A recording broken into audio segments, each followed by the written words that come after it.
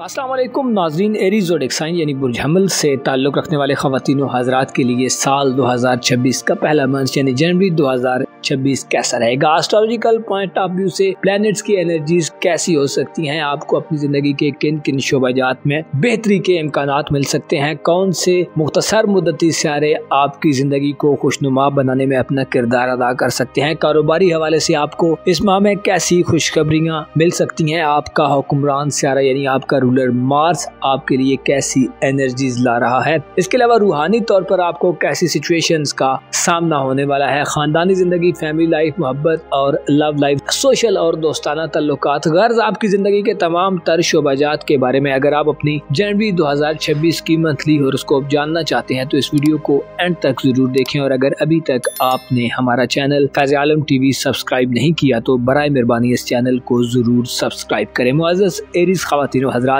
जनवरी 2026 आपके लिए एक ऐसा माह होने वाला है जिसका आगाज आपके हुक्मरान सितारे मार्स के शर्फ से होने जा रहा है। 23 जनवरी तक मार्स प्लैनेट आपके ज़ायचे के 10वें घर में अपने शर्फ पर रहेगा, यानी बुर्जद्दी में मार्स अपनी सबसे बुलंद तरीन और मुस्तहकम मकाम पर गर्दिश करता रहेगा, जिससे आप 23 जनवरी तक खुद को अपनी प्रोफेशनल लाइफ में ज्यादा प्रैक्टिकल महसूस कर सकते हैं। आप अपनी प्रोफेशनल जिंदगी में खुद को ज्यादा एक्साइटेड और जोशो खरोश में देख सकते हैं, यानी यूं कहा जा सकता है कि आपकी पेशेवराना जिंदगी, आपके कारोबार, नौकरी वगैरह के मामलात में आप भरपूर एनर्जीज के साथ, भरपूर एक्साइटमेंट के साथ आगे बढ़ते दिखाई दे सकते हैं। आपका एतमाद आपकी प्रोफेशनल लाइफ के हवाले से अपनी पीक को छूने वाला होगा। ऐसे ख़वातीन हज़रात जो जनवरी के माह में किसी नए काम का आगाज करना चाहते हैं, कुछ नए मामलात को इनिशिएट करना चाहते हैं जिनका ताल्लुक आपकी प्रोफेशनल लाइफ से, अगर आप नौकरी वगैरह के हुसूल के लिए कोशां हैं या अगर आप नया बिजनेस शुरू करना चाहते हैं तो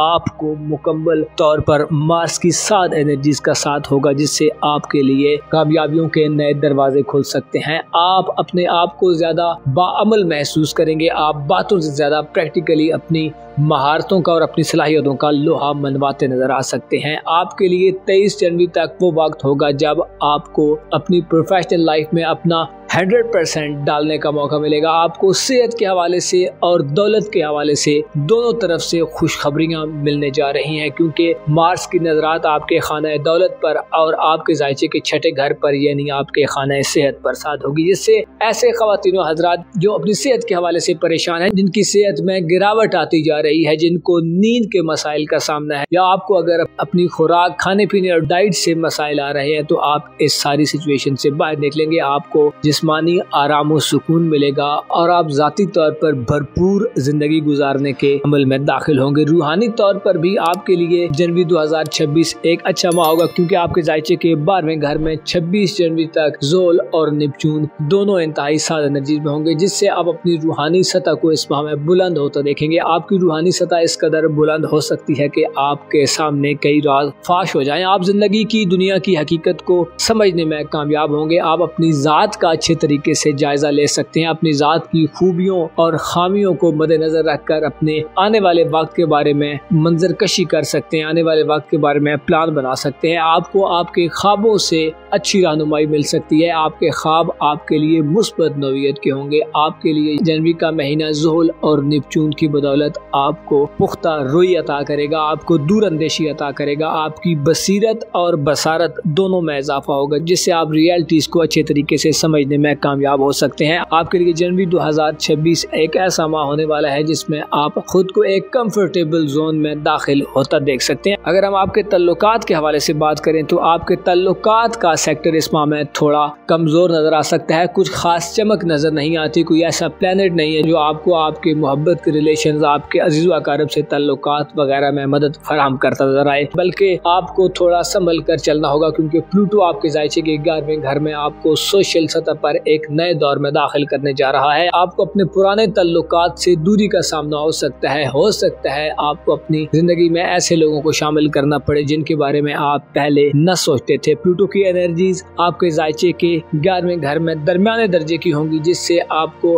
अपने मामलात में जल्दबाजी से गुरेज करने की जरूरत होगी। गौर व फिक्र करना होगा। दोस्तों के इंतखाब में भी आपको खासा केयरफुल तरीके से आगे बढ़ना होगा। 17 जनवरी को वीनस आपके जायचे के 11वें घर में कदरे कमजोर एनर्जीज में होगा और इसी के साथ 20 जनवरी को सूरज भी कमजोर हालत में आपके जायचे के 11वें घर में दाखिल होगा, जिससे गोया यूं कहा जा सकता है कि आपको अपनी सोशल जिंदगी में, अपने दोस्ताना ताल्लुकात में खासा संभल कर आगे बढ़ने की जरूरत होगी, खासा मोहतात रहकर चलना होगा। इन प्लैनेट्स की नजरात आपके जायचे के 7वें घर पर और तीसरे घर पर कुछ ज्यादा मुअस्सर न होंगी, जिससे रूमानवी ताल्लुकात के नए सिलसिलों के आगाज में आपको रुकावटों का सामना मिल सकता है। ऐसे खवातीनों हजरात जो मोहब्बत की शायदाई है और अपने लिए लव पार्टनर तलाश कर रहे हैं, आपको हो सकता है थोड़ी सी और मेहनत करने की जरूरत हो या आपके लिए थोड़ा और सब्र आजमा वक्त हो। इसी तरह शादीशुदा अफराद को अपनी इज़्ज़वाजी जिंदगी में ताल्लुकात को और अपने रिलेशन को राह रास्त पर रखने के लिए ज्यादा जोर लगाना पड़ सकता है। आपको कुछ ऐसे तरीकों का इंतखाब करना पड़ सकता है जो आप पहले नहीं करते थे, और हो सकता है फिर भी चीजें आपकी एक्सपेक्टेशंस के मुताबिक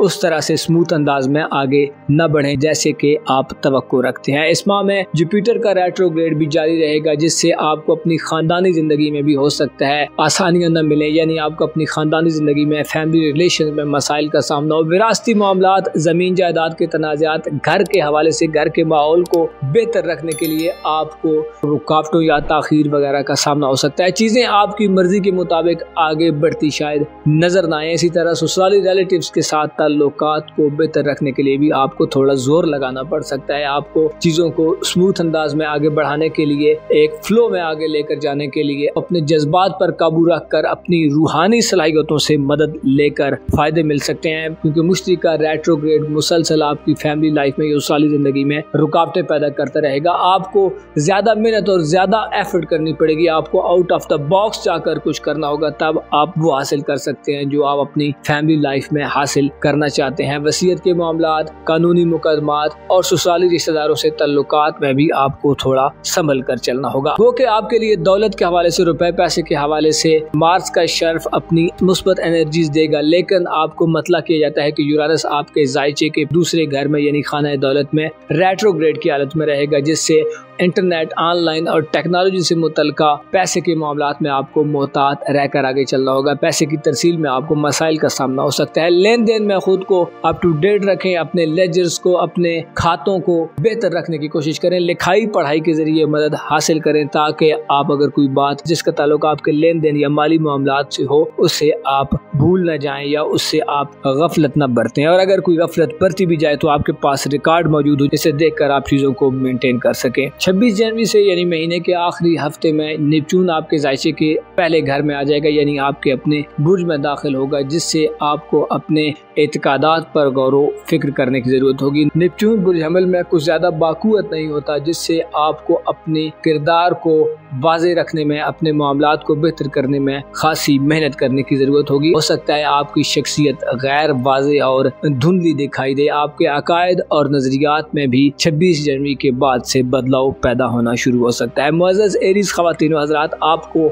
मालूम होना चाहिए इंसान की जिंदगी में ऐसे वक्त बार बार आते हैं कि जब इंसान को यूं लगता है कि वो एक शेल में फंस चुका है और उससे निकलना अब बहुत ज्यादा मुश्किल है। लेकिन अगर आप अपनी जिंदगी का जायजा लें तो बहुत से ऐसे मामलात जिनमें आप बुरी तरह फंसे हुए थे उनसे आपको खुदा ने बाहर निकाल दिया है। और इसी तरह आने वाले वक्त में भी हम सबको ये सोचना चाहिए कि जो हमारी जिंदगी के मसाइल हैं, अगर हम उन्हें अच्छे तरीके से टैकल करें, अगर हम उन्हें अच्छे तरीके से डील करें तो हम उनसे बाहर निकल सकते हैं। आपको यकीन होना चाहिए, खुदा का खौफ और खुदा से मोहब्बत, खुदा पर यकीन और खुदा पर तवक्कुल, ये ऐसे सुनहरी उसूल है जिन पर कारबंद रहकर हम अपनी परेशानियों को और मसाइल को कम कर सकते हैं या उनसे जान छुड़ा सकते हैं। आपको चाहिए कि सदका खैरात ज्यादा करें, कोशिश करें अपने माल में, असबाब में, और वो नेमतें जो आपको हासिल हैं उनमें दूसरे लोगों को जरूर शामिल करें। अपना और अपने साथ के लोगों का भरपूर ख्याल रखें। खुदा आपका हामी हो, नासिर हो।